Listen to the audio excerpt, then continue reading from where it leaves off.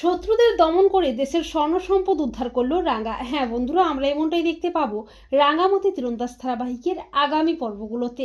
আরবের হাত থেকে দেশের সম্পদ উদ্ধারের জন্য নিজেদের হাতে নিজেদের ঘর বাড়ি পুড়িয়ে মিথ্যে আগুনে পুড়ে মরে যাওয়ার নাটক করে জঙ্গলে আসে রাঙ্গা ও বসুবাড়ির সবাই।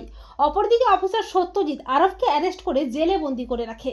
অপরদিকে রাঙ্গা ও বসুবাড়ির সবাই সূত্র ধরে মাটি খুঁড়তে থাকে সোনা উদ্ধারের জন্য। এরই মধ্যে আরবের ভাড়া করা গুন্ডা লোকজনেরা জঙ্গলে পৌঁছে যায় সম্পদ হাতানোর জন্য। তারা তন্ন তন্ন করে খুঁজতে থাকে জঙ্গলে কেউ আছে কিনা। আর রাঙ্গা শত্রুদের আভাস বুঝতে পেরেই তার বাড়ির লোকজনদের নিয়ে একটা গুহার মধ্যে ঢুকে পড়ে। আর গুন্ডারা কুটিরের মধ্যে যখন বিশ্রাম করতে থাকে, ঠিক তখনই রাঙ্গা ও তার মা টগরমণি সুযোগ বুঝে তীর দিয়ে গুন্ডাদের আচ্ছা করে কাবু করে। রাঙ্গার তীরে শায়েস্তা হয়ে জঙ্গল ছেড়ে চলে যায় গুন্ডারা। পরদিন রাঙ্গা ও বসুবাড়ির সবাই মাটি খুঁড়তে থাকে।